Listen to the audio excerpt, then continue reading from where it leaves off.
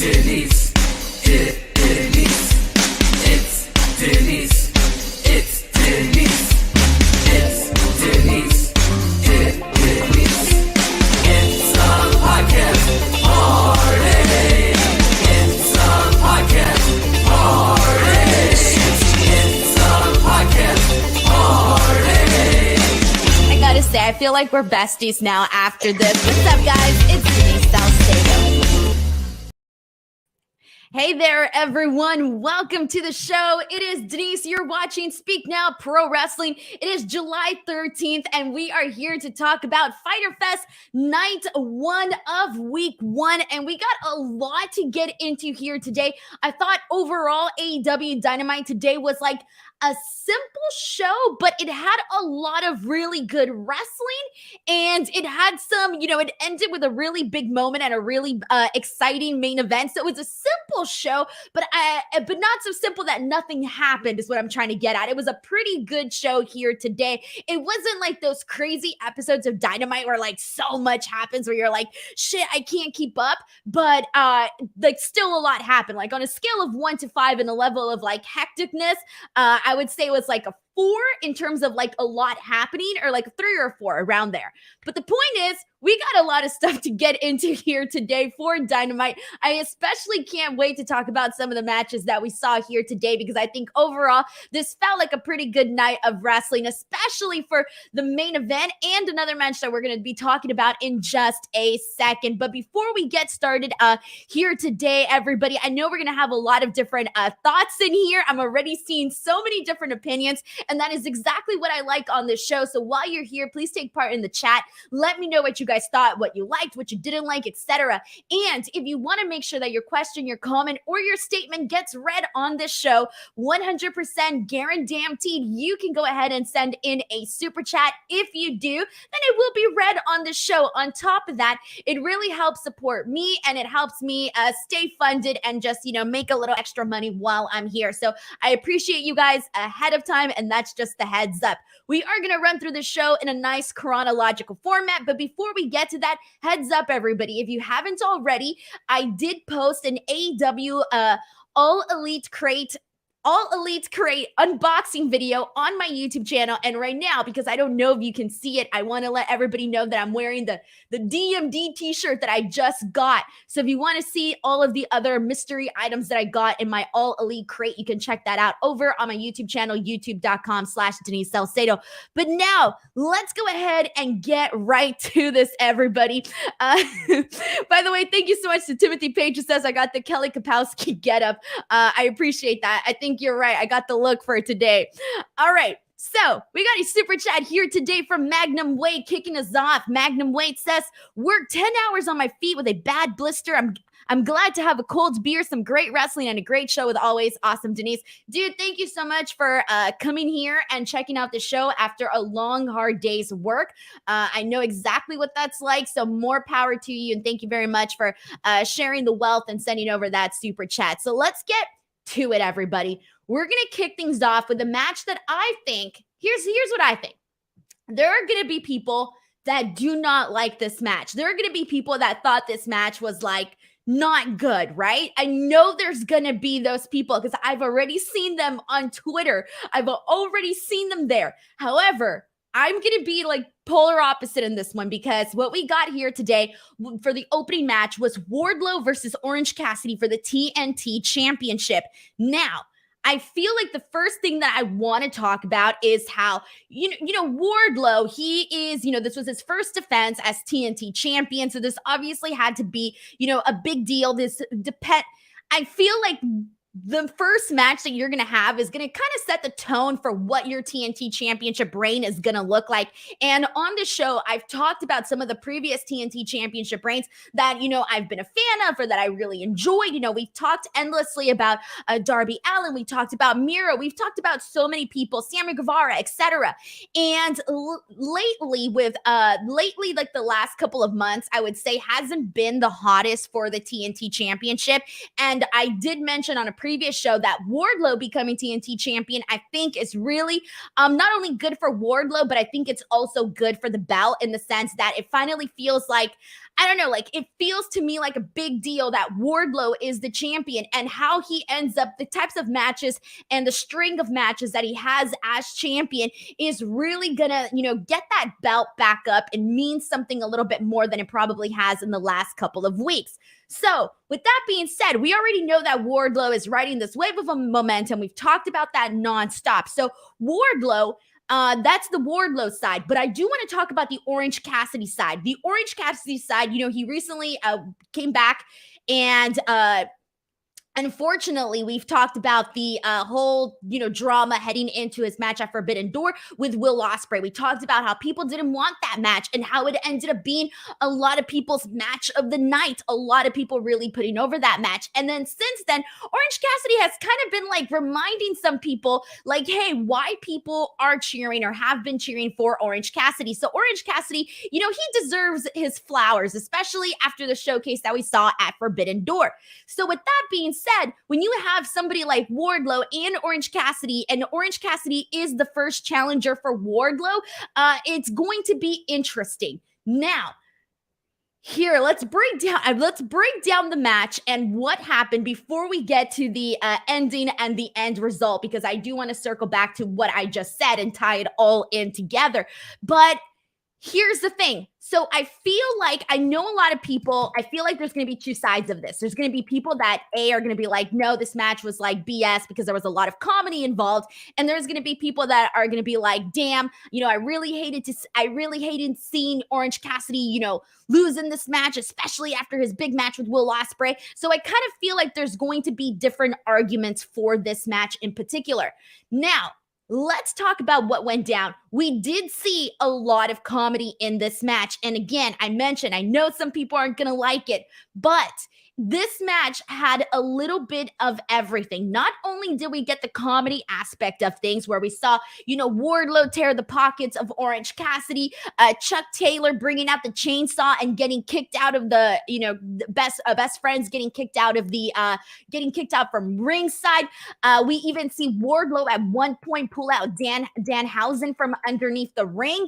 But even though it had those comedy bits, it still had, a lot of the things that we like to see from Orange Cassidy, as well as Wardlow. Orange Cassidy multiple times hit the orange punch. We saw Wardlow, suplex him right, one suplex after another. We saw Orange Cassidy attack the left knee of Wardlow, trying to bring him down. I think that was one of my favorite aspects of this match, is that Orange Cassidy came in and was the kind of opponent that, you can tell had a strategy. He was trying to bring Wardlow down. He found different ways to counter the power bomb, in whether it be, getting Wardlow in a tornado DDT, which he did a couple of times, or whether breaking the grip from Wardlow whenever he tried to do the power bomb. So there was a lot of things that Orange Cassidy did in this match to counteract whatever Wardlow had in mind. And I think that was one of the things that I, in particular, really liked, because a lot of the matches that we've been seeing Wardlow in, for the most part, it's a squash match, right? But with his reign, him going up against Orange Cassidy and actually getting like a pretty good match, like both of them together, I feel is setting the tone for a different type of series of matches for Wardlow. With that being said, part of me was like, oh man, at first thinking like, oh, I know Orange Cassidy is going to lose, and I kind of feel bad. I don't want to see him lose, but at the same time, I am glad that Orange Cassidy ended up being the first challenger to Wardlow because of the recent work that he has been doing since his return to AEW. So I'm glad that Wardlow got the win with a competitor like Orange Cassidy, because it just kind of levels him up as champion. And I know some people might think that this may or may not hurt Orange Cassidy, but personally, I don't feel like it's hurting Orange Cassidy, because right now, it's definitely Wardlow's time, and they still gave Orange Cassidy a whole lot in this match. And again, with Wardlow defeating Orange Cassidy, it just meant a lot more because of the type of opponent that Orange Cassidy is here. So I liked this. I loved all of the, I love when Orange Cassidy hit the beach break and then the orange punch, and then he ends up going for the pin and it ends up being a near fall. That was probably one of my favorite portions of this match. And I'm just so glad that they kind of gave him a lot of these hope spots. All of that stuff was good. After the win, Wardlow fist bumped Orange Cassidy, and they're friends. They're good. Respect. I like this. A little bit of everything, probably more comedy than some people would have preferred, but I thought that this was a pretty good start to Wardlow's TNT Championship run. Now, chat, for those of you who are here live, what were your thoughts on this? Go ahead and let me know. And again, if you want to make sure that your question, comment, or statement gets read on the air, you are more than welcome to send in a super chat. Now, let's go ahead and get a couple of your guys' thoughts in here and see what people are saying about this one. This is from Haj Gulashi, who says, this match was fun. Folks tend to forget wrestling is supposed to be fun. And again, they did a little bit of everything, which was definitely nice for this. Laytonish Illustrious says, they got most of the silly stuff out of the way in the first half of the match, then had a pretty good match. Yeah, like they started off with the comedy bits and that kind of lasted for a bit, but for the most part, it all stayed at the top of the match. And then towards the middle and the end, it was pretty much, your straightforward match between Wardlow and Orange Cassidy. William sends in a comment saying, I think it gives Wardlow more credibility as a champion by defeating a popular face out of the gate rather than a heel squash. Exactly what I was thinking, exactly what I just kind of ran down right now is that, Orange Cassidy, they gave him a lot in this match, and it meant more having Wardlow defeat a guy like Orange Cassidy. Completely agree. So thank you so much for sending that thought in. Also, thank you so much to Ryan Lambert, who sends in a super chat saying, can we call BCC maximum male models now? Ryan, why do you do this to me? Why do you do this? Maximum... I'm dead. Maximum male models. Jesus Christ. Can you imagine John Moxley doing that? That's great. Thank you so much for Ryan Lambert for sending in the super chat and making me laugh here. We got Cody saying that this was a great match and loved both of these guys. Fernando says this match was a lot of fun to watch. It was a great way to kick off Dynamite. I feel for the most part, we're getting a lot of positive feedback for this. I was kind of concerned that there was going to be a lot of people kind of shitting on this match. That was just my what I thought people were going to do. George Diaz sends in a comment saying this TNT title match shouldn't have happened and knocks Orange back to the lower mid card. If they want to make Orange look strong, give him a different match where he wins. Again, I think, that was like what I was thinking initially prior to the match, but after the match, I kind of fell in a different direction where I felt it actually benefited Wardlow, and it did not hurt, in my opinion, did not hurt Orange Cassidy in this sense. So I would have agreed with you prior to the match, but after the match, I just kind of had different feelings about it. Let's see what else we got here. We got a lot of people comments here. Timothy Page says, for $2, Denise will pretend to laugh at your jokes. Bro, for $2, I will probably do a lot. And actually, that sounds really wrong. Just kidding. Daniel Rodriguez says, nothing wrong with the match. It was a bit of sports entertainment, but some people of a certain taste may not like it. If not surprising, but the match was awesome. Of course, people are going to like different things and whatnot. We got Jake Larson, who sends in a comment saying, liked it. Wardlow needs to have a different style of matches. They can't all be the same. People will get bored eventually. Completely agree. Alrighty, everybody. So there you go. That was the opening match of AEW Dynamite. Now let's go ahead and jump into Chris Jericho's promo, because I pretty much enjoyed a lot of what Chris Jericho had to say during this promo. I mean, I don't recall the last time Chris Jericho did like a not so great promo. For the most part, they're all pretty good. Like if anybody is like top notch on the microphone in wrestling, Chris Jericho is one of those names that I would say is on a lot of people's list of some of the best people on the microphone ever. So anyways, Chris Jericho comes out to talk about his barbed wire everywhere match with Eddie Kingston coming up next week. And let's go ahead and run down some of the things that were said by Chris Jericho. He basically says, I'm not out here as the sports entertainer. I'm out here as the living legend, as Eddie Kingston's superior. He starts to go on and talks about he addresses Eddie Kingston. He tells them, like, you're just confused. You're not a liar. You're just confused. He ends up addressing, the whole situation with Ruby Soho, and he tells her, like, you need to take better care of Ruby, take better care of your chicks, is exactly what he had to say. He then called Eddie Kingston a mark for people like Sabu. And then from here and out, he starts talking about his past experiences with barbed wire matches and tells Eddie Kingston that he too can be as sadistic, but that the reason he doesn't see him this way is because he feels, so Jericho's saying that Eddie Kingston feels he underestimates him, because of all of Jericho's accomplishments and, according to him, his movie star good looks. And then he says, you're going to be facing the Painmaker come at Fyter Fest. After this was the line that I think really sold it for me, and I think really sold it for the crowd, because the crowd kind of had like this, the reaction from the crowd was essentially like, you mother effer, did you really just go there? And he did. Jericho basically told Eddie Kingston that this is going to be the final fight of this saga. Like, this is it. And he says, when I defeat Eddie Kingston, you can go back and crawl into your hole of depression. He can go back to his drinking, his drug abuse, and his mental health issues. So and he's also closed it off by saying that Eddie Kingston will never be at the level of Chris Jericho.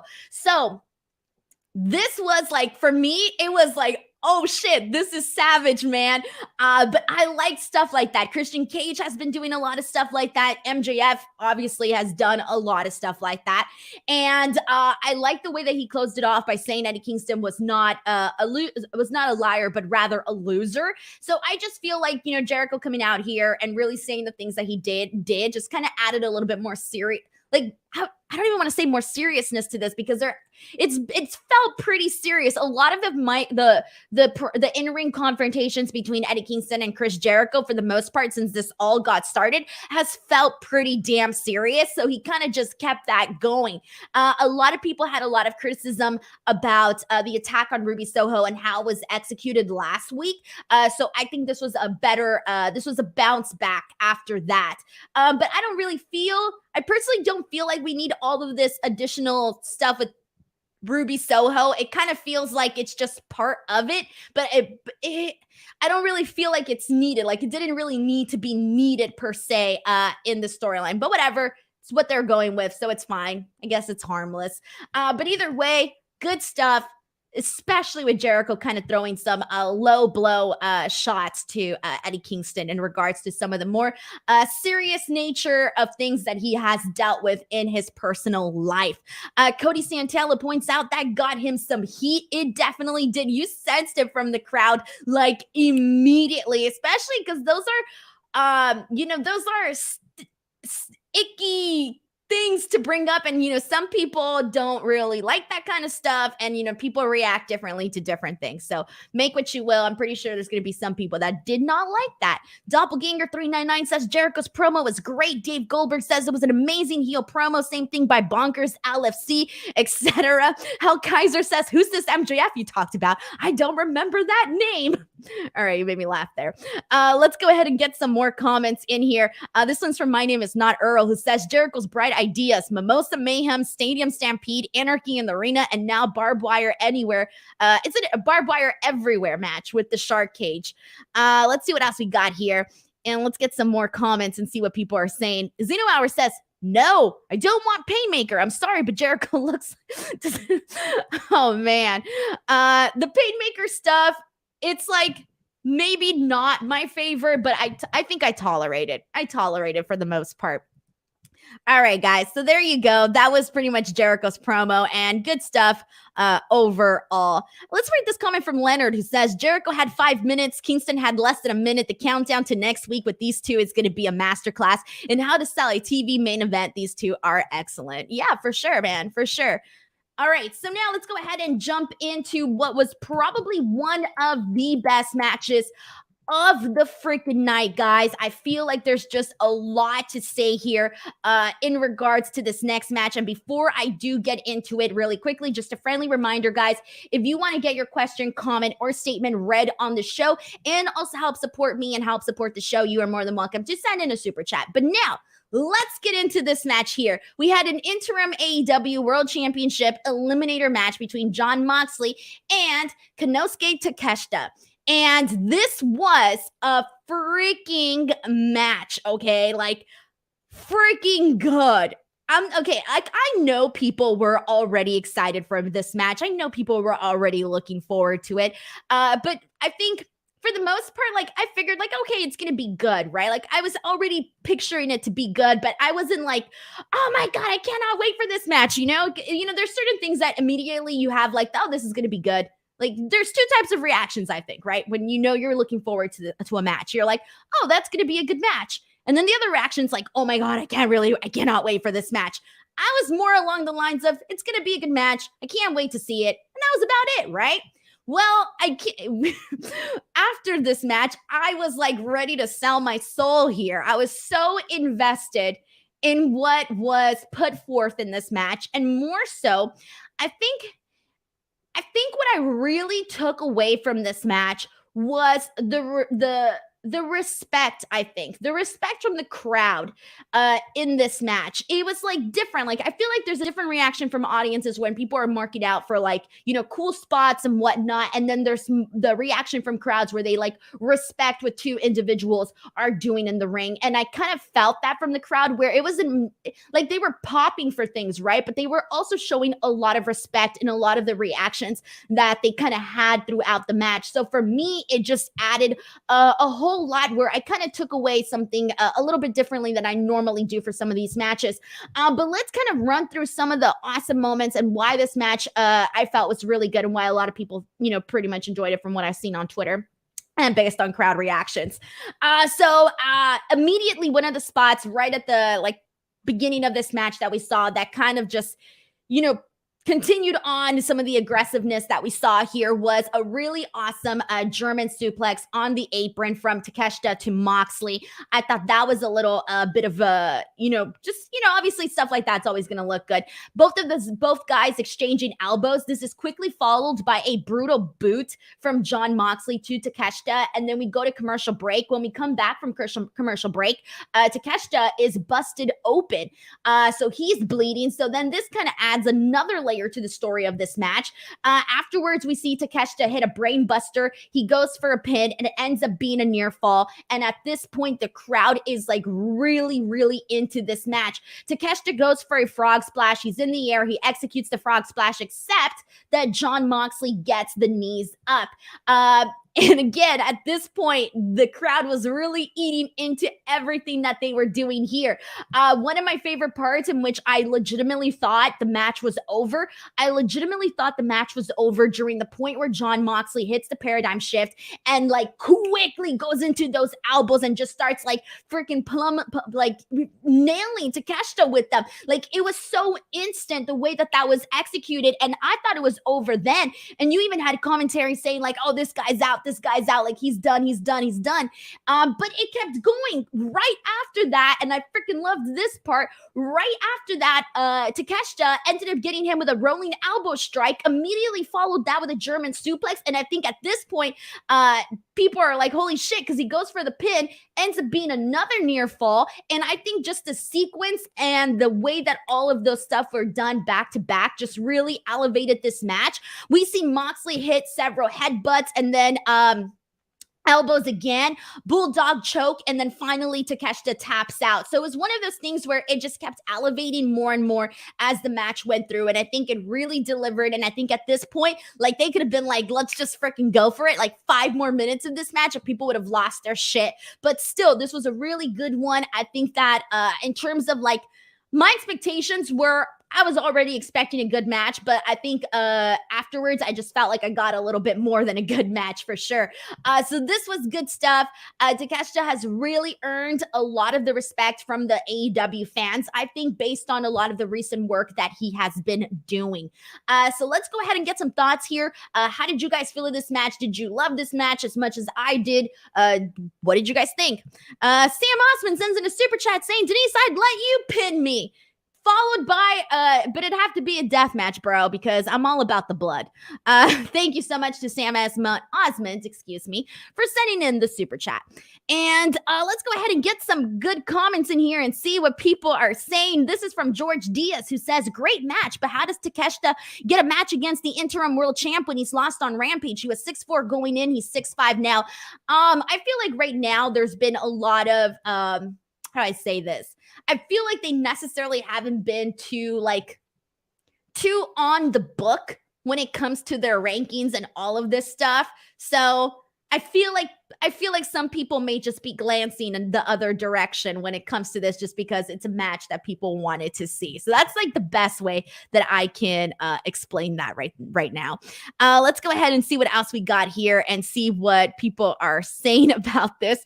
This is from Major Blood, who says, I really wanted Takeshita to upset Moxley. The crowd even booed Moxley for kicking out at this. Yeah, that's one of the things too. Like, you notice that the crowd kind of, it's not that people wanted an upset.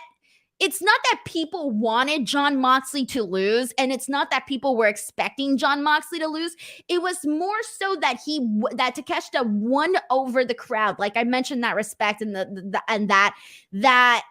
you couldn't help but to get behind him during this. So even though I would say that 99.9% of the crowd was expecting Jon Moxley to win, I think a lot of people were still thinking like, okay, this is a really good opportunity, so maybe he should actually get the win here. So I think he just earned a lot of the respect from the crowd. For sure, especially with this match. Like, if you already had the respect, it was already there. But I think this one kind of just maybe convinced a couple more people is what I'm trying to get at.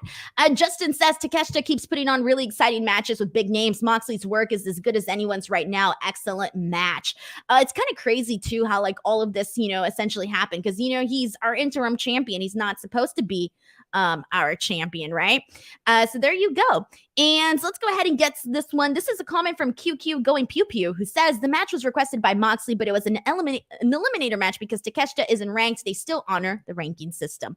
And we got King of Hueco Mundo, who says Takeshita is way over. Completely agree. All right, guys, let's go ahead and move on from here, and let's get into Christian Cage on the microphone ahead of Luchasaurus versus Griff Garrison. So let's see. Man, Christian Cage the last couple of weeks has been on a new one, everybody. He's been just ripping people to shreds. He's been making fun of dead fathers, calling out mothers. Jesus, even the whole thing with Matt Hardy and Jeff Hardy and the drunken thing and just all of that. He comes out to we already knew that he was going to come out and address the crowd, etc. And I'm thinking, man, what is there left for Christian Cage to say? I was already thinking this the second week into this. I was like, what is there left for Christian Cage to say? And now we just continuing on with what is there left for Christian Cage to say? Anyways, he comes out and he starts talking smack on the Varsity Blondes, more so on Brian Pillman Jr., where he basically tells him, like, just like Jungle Boy, you have no father anymore. But then he goes on to say and tells Brian Pillman Jr. that his father was average at best. And then he tells him that his father would be appalled if he knew that his final contribution to this earth was his son. And so that was a dirty, savage one. And then Christian Cage puts up a picture of Griff Garrison, and he points out that he looks a lot like Jungle Boy, which, let's be real, he does. Especially in, when they have the hair down and all of that.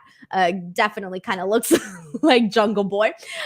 Anyway, so I kind of liked this, comparison, because the way that it kind of felt, it was like Christian Cage was putting this image of Jungle Boy in Luchasaurus's mind, but pointing at it for Griff Garrison, so that when he went into this match like thinking, I got to destroy Griff Garrison because he's got Jungle Boy on the brain. So I kind of liked that, little mind games that we were getting from that brainwashing, rather, that we were getting from Christian Cage during this. Anyways, we get this match with Luchasaurus and Griff Garrison. And I mean, this for the most part ended up with like Luchasaurus freaking putting Griff, Garrison, and Brian Pillman Jr. through the table. So it was just a lot of the gruesome. I don't want to say it's gruesome. You put two guys through a table. Is it gruesome? No, that's a little bit of a strong word, but it was effective is what I'm trying to get at. It was impressive, and I freaking love seeing Luchasaurus in this like evil version of him. I freaking love it. I'm trying to get if there was anything else that I wanted to add about this, but I think that's pretty much the point that I want to get at here. But let's go ahead and see what people are saying about this. This is from Timothy Page, who says, Griff Garrison is very big. I saw him getting coffee in a hotel lobby at the Miami show last summer, and he could be a star once he gets some seasoning. You know, I don't think I've ever stood next to Griff Garrison or know what his exact height is, so I probably can't comment on that too much. Let's go ahead and see what we got. Some more comments in here. Zeno Hour says Christian Cage is waging war on fathers and son. Andrew says Christian still shining on the mic and Luchasaurus getting built up more. I'm glad they're following up with this with a tag match next week. Pillman has potential with more TV time. For those of you who did not see my interview with Brian Pillman Jr., he did kind of tease to me that he teased a singles run, guys. He teased a singles run, and I kind of feel like that may be happening maybe possibly sooner than some of us might expect, just based on my conversations, but who knows when that might actually go down there. All right, let's go ahead and see what we got here. This is from D. Kamai, who says, as soon as I saw Brian Pillman in the ring, I knew the dead dad reference was coming, but not that he was okay, sorry, I didn't get the last part, but yeah, I think some people saw it coming, maybe some people didn't. Either way, it still makes you go like, oh, he went there. He freaking went there. We got a super chat from Jake Larson. Thank you so much to Jake, who says, starting your All Out in Chicago fund. I hope I get to meet you this time. Thank you so much, by the way. I'm so glad that you know what? Let's talk about this now, guys. Let's talk about freaking All Out right now, because that was actually the next point that I was going to discuss, because they officially announced that, well, we kind of already knew this pretty much, but they officially, like, it was like the worst kept secret. Like, everybody knew this. It just like was made official today that All Out is going to be at the Now Arena in Hoffman Estates.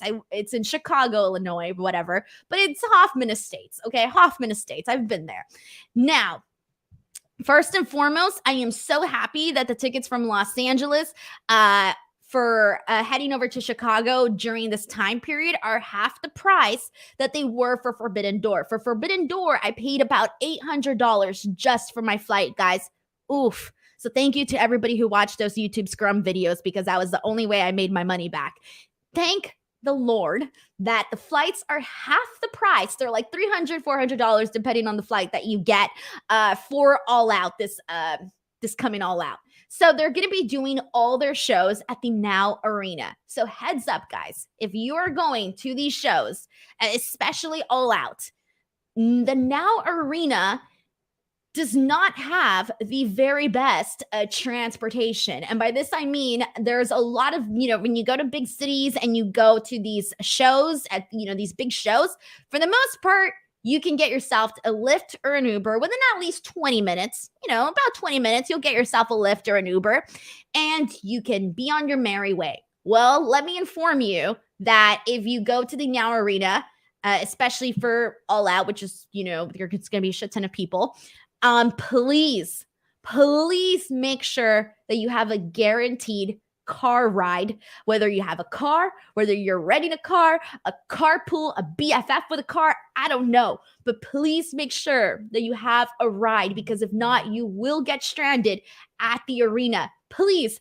tell a friend, if you know they're going to the shows, make sure they have a 1000% guaranteed ride, because you will get stranded in the Now Arena. I was stranded the last time I was there, and thankfully I was able to get a ride after I called like a million people, and finally was able to get a ride for myself and a couple of other people that were trying to get a ride. It was one of the situations where people were like stuffing themselves into cars, and I kid you not, there were people fighting for Lyfts and Ubers, like legitimately getting into fights over these Lips and Ubers at the Now Arena the last time that we were there. And yeah, so you don't want to get stuck in that situation. Long story short, Wednesday, August 31st, they're going to be having Dynamite there. They're going to be having Rampage on September 2nd. And then on September 4th is going to be All Out. The tickets do go on sale this Friday. So do what you need to do. Thank you, Jake Larson, for contributing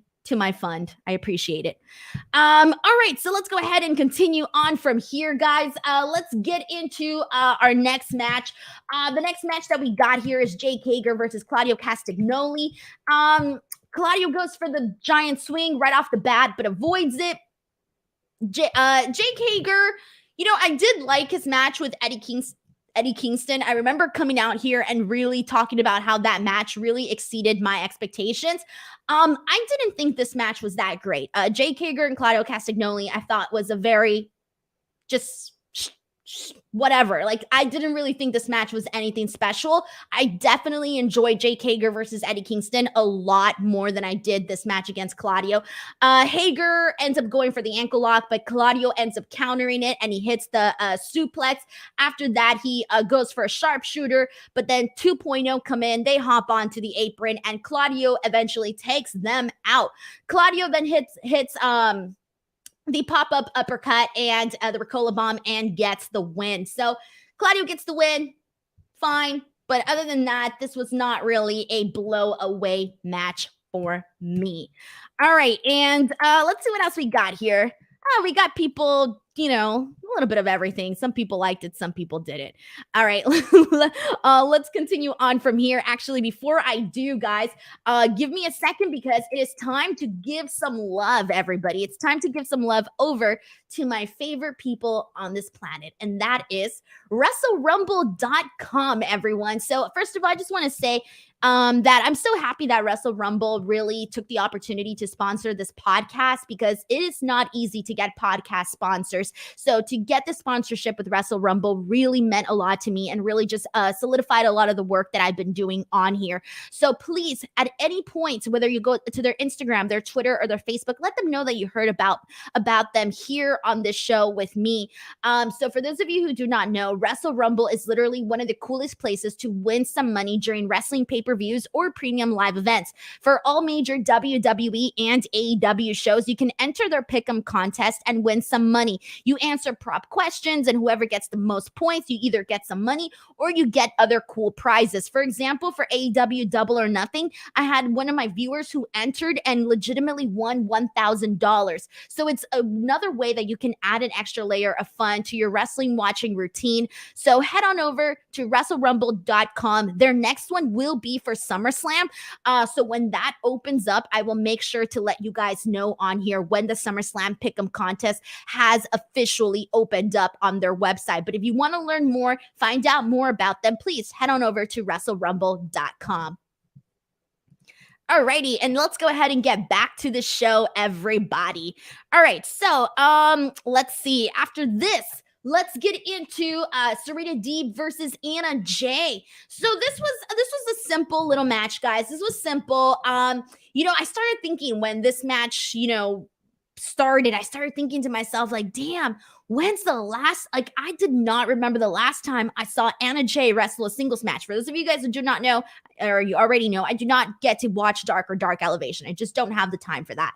So I haven't seen her wrestle since her match with Jade Cargill at AEW Double or Nothing. Like, it has been a while, at least a month and a half since I've seen Anna Jay wrestle in a singles match. So anyways, that was just, something that I was thinking about during this.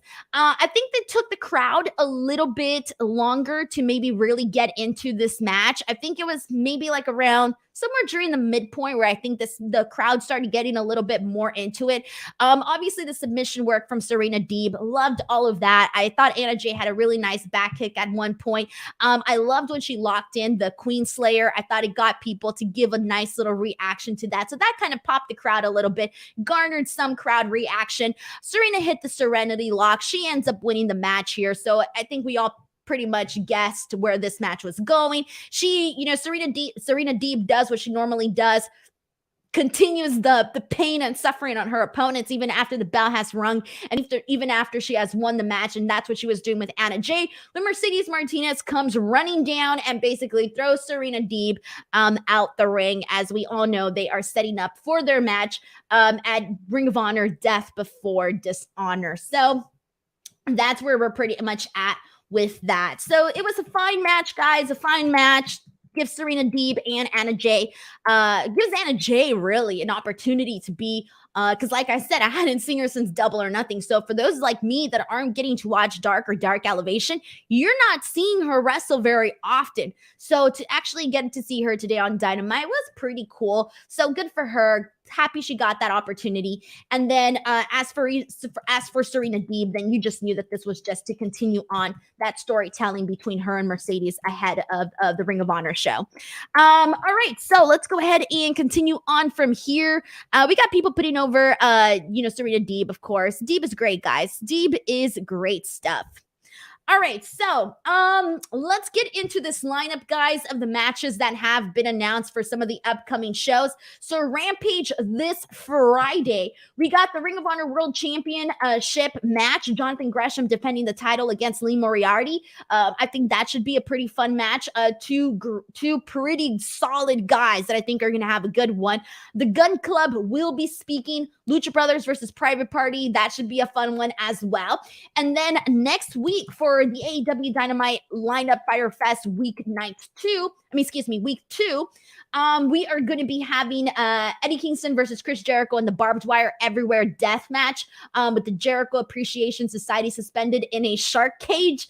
And then we're also going to be having the Varsity Blondes versus Christian Cage and Luchasaurus, as well as Brody King versus Darby Allin. And I'm looking forward to that one as well. The matches for Ring of Honor Death Before Dishonor for the 23rd, which we're really just about 2 weeks away. We're going to be having the ROH Pure Championship. Wheeler Yuta defended against Daniel Garcia. We're going to be having the Ring of Honor World Tag Team Championships on the line, FTR and the Briscoes Part 2, Ring of Honor World Television Championship match, Samoa Joe defending against Jay Lethal, and the Ring of Honor Women's World Championship match, Mercedes Martinez versus Serena Deeb. So we got all of that good stuff. And for those of you who are wondering, no, I will not be at Ring of Honor. I already did my due diligence, and yeah. So heads up for those of you who were asking me on previous shows. It's a no. All right, moving on from here, we're going to go ahead and get into the main event of Dynamite. This is where we got some good stuff to get into, some good stuff to talk about.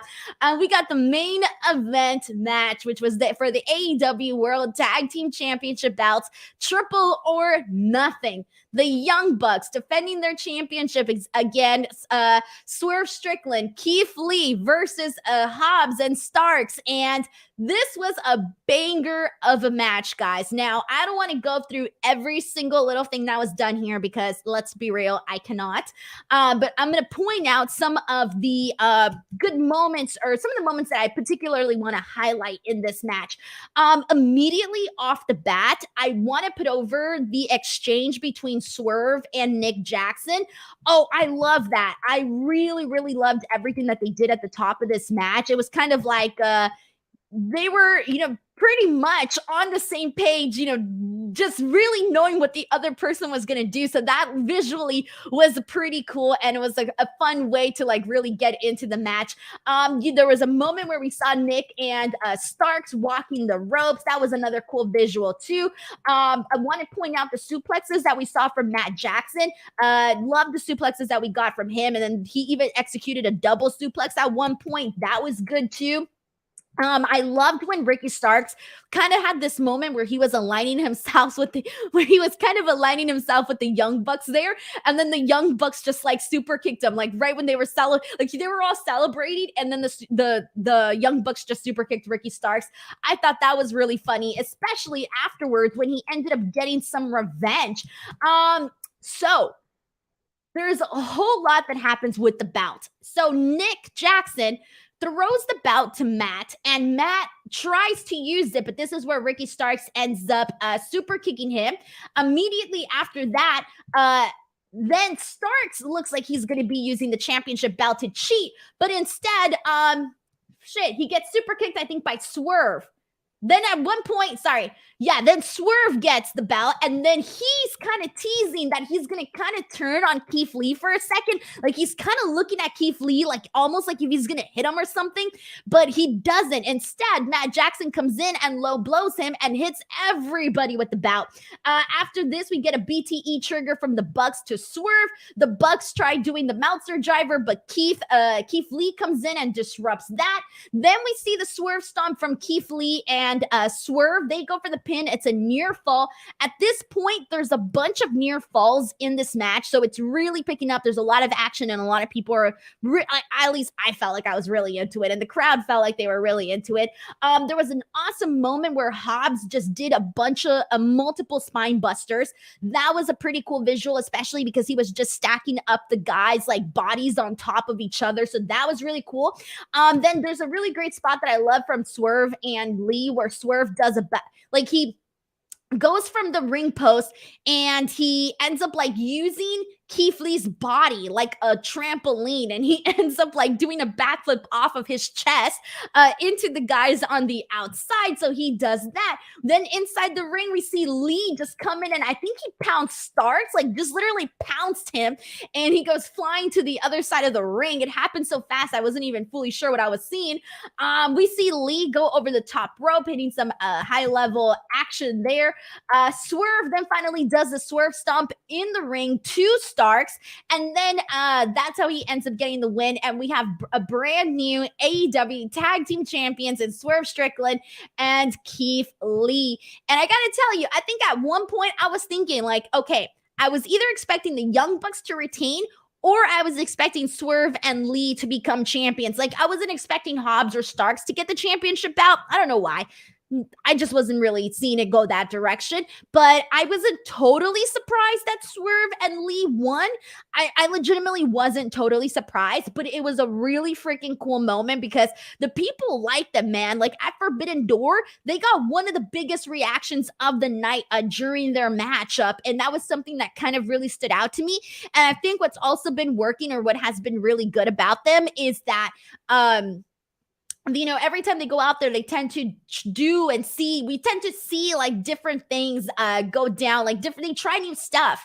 So I think that's what's been fun. They got some good, you know, tag team maneuvers together. So that's been getting over with the crowd as well. So for the most part, like, even though I wasn't surprised that they won the titles, because it was a direction that I was assuming they were going to go in, I'm really excited, man. I think from the very beginning that they announced that they were, or set it up that they were going to be tag team partners, it felt like a good idea because, I mean, these are two guys that are new to AEW, have a similar background in terms of where they came from with WWE and all. And they're both two guys that, you know, could have definitely been utilized a lot more. And now they're really getting this opportunity to kind of, you know, do some cool shit. And, you know, whenever this, you know, their duo doesn't, you know, whenever their duo breaks up, it's going to make for a good story between Keith Lee and Swerve Strickland. So I was very excited to see them win. I think it was a good call and a refreshing call. It felt refreshing to have Swerve and Lee become AEW Tag Team Champions, and a good match. Great match, actually. Justin Martin sends in a super chat. Thank you so much to Justin, who says, what a phenomenal main event. That match was why I love AEW. Tag team wrestling rules. Congrats to the new champs, Keith Lee and Swerve. Dude, that's one of the things that AEW has gotten right, is a lot of those tag team matches. They've been hot shit. This was hot stuff, man. I mean, I just kind of ran down a couple of the things that happened in this match. If you did not watch it, go out of your way to watch it. I think you will be very, very entertained. We got another super chat from Johnny Hirschman. Thank God we're getting more for the all-out funds, because guys, I did not make my money back on Money in the Bank. In fact, so low-key, just really quick, I'll read your super chat right now. A lot of people don't know this, but I fund myself to all of these trips, guys. Like, no one pays for me. I pay for myself, and the money that I make back, you know, on my YouTube videos, with my YouTube, with the scrums and the interviews that I do. And the Money in the Bank was the first trip that I didn't make my money back. And so that was kind of like sucky. But for the most part, all the other ones like SummerSlam and everything that I did make my money back. So anyways, it's something that I consider as to whether or not I go to these events. So, all right, I'm revealing too much information. Johnny Hirschman says, last match was crazy. I looked on Twitter after the graphics for the All Out leaked, and it had them as champs. Good, I saw it after the Young Bucks rematch, FTR. Oh, I did not see that graph. I did not see the them being promoted as champions on any graphics. Maybe I just wasn't looking hard enough, but I didn't see it. So I'm glad that you didn't see it until afterwards. And then in terms of like, dude, obviously we got to get like, FTR in the picture here. So that's definitely something that I'm expecting at some point for sure. But just right now, they're heading into that rematch with the Briscoes for Ring of Honor. Thank you so much to Johnny for sending that in. Leonard Aarons III sends in a super chat saying, Swerve, looking at Lee with the belt was great storytelling. They're on the same page, and it's great to see them as tag champs. Yeah, that's definitely, I mean, we've gotten very, very minimal like moments between Swerve and Lee where you're kind of like wondering what's going to happen with these two. But I feel like this one here, this moment where, because it was a long little moment there that he was like kind of, eyeing Keith Lee with the belt. And what else was he going to do? Was he going to be like, yo, Keith Lee, look at this belt. This is great. No, he wasn't going to do that. He was going to be like, dude, hitting him, or something. So anyways, sorry, I was visualizing the entire thing. So anyways, this was a good little moments that they had there, and it's going to be something that we're going to talk about at some point down the line, possibly. But either way, I'm glad that they're champions. Thank you so much to Leonard Aaron III for sending that in. And we also have another super chat from Roberto Arsenal. Thank you so much to Roberto, who says, happy for Keith and Swerve winning. I feel like Swerve will betray Lee, but unlike Cora Jade, it won't happen the week after they win the belts. Oh man, that definitely had a lot of people talking, but I'll tell you this much, at least it had people talking about NXT 2.0 because it's been a while since anybody has talked about NXT 2.0. So on the bright side, if you want to find a bright side, that was the bright side. I wanted to mention something else here about the betrayal, but now I can. Oh yeah. So in the end, they were pressed for time from the looks of it, and it was kind of like foreshadowing too how long we had this visual of just Swerve Strickland with the championship and like celebrating, and it took a while until because Keith Lee was on the outside of the ring, so it took a while until Keith Lee got into the ring and actually had that moment's victory where you were seeing both guys there, but for a bit it was just Swerve. Maybe obviously I'm reading too much into it, but it was kind of foreshadowing. Whatever. Just wanted to throw that in there. Thank you so much to Roberto for sending in that super chat. Also, shout out to Christopher Marino, who sends in a super chat saying, now that they are tag team champs, they break up next week, right? Oh, God. Imagine. Oh, that would be so dirty. That would be so messed up. But nah, they ain't going to do that. At least give them 2 weeks. 2 weeks at least at the minimum. Just kidding. No, don't take me seriously. Christopher, thank you so much for the super chat. We got another super chat from Sheldon Jackson, who says, Swerve in our glory becoming champs had me hyped. Love the storytelling, especially when Swerve thought about hitting Keith Lee with the title and didn't. Can you imagine, like, if he would have done it? I mean, obviously he wasn't, but if he would have done it, then it's like they wouldn't be champions. All right, whatever. Now I'm just acting a fool. Anyways, I did like that moment, and everybody noticed it, and it's going to be in the back of everybody's mind, essentially, especially poor Keith Lee. Bless his heart. He didn't even notice any of that. So thank you so much to Sheldon Jackson for also sending in this very generous super chat. And all right, guys, so let's go ahead and pretty much wrap up the show, guys. We're done. That was it. So this Friday, guys, usually I'm here on Fridays to talk SmackDown and Rampage. However, I won't be here this Friday because I am going to be ring announcing at GCW. So if you guys want to catch me, I feel weird. I don't want to promote myself because I'm just going to ring announce a couple of matches, but because I'm not the reason you're going to tune in for GCW. The reason you're going to tune into GCW is because there's a lot of good shit on GCW. So that's how I want to promote it. If you want to watch some good shit, some interesting stuff, because you never know what happens in these GCW shows, especially the LA shows. Like, things tend to go down. Make sure to check out GCW, guys. Give them some love. And if you cherry on top will be seeing me ring announce a couple of matches. Myself and Emma share co-hosting duties for that. So if you guys want to go ahead and watch that, you definitely can. And yeah, hit me up on Twitter and or on Instagram @_ Denise Salcedo. Please do not forget to subscribe to F4W Online. And again, guys, if you want to watch my All Elite All Out 2022 crate unboxing video, we get 10 mystery items, one of which I'm wearing right now, which is the DMD Britt Baker shirt. But if you want to check out some of the other items that were in the box, there were some cool ones. Please check out that video over on my YouTube channel, youtube.com/Denise Salcedo. Other than that, I will see you guys next time. Leave a nice review on Spotify and Apple, and I'll see you guys later. Bye, everyone.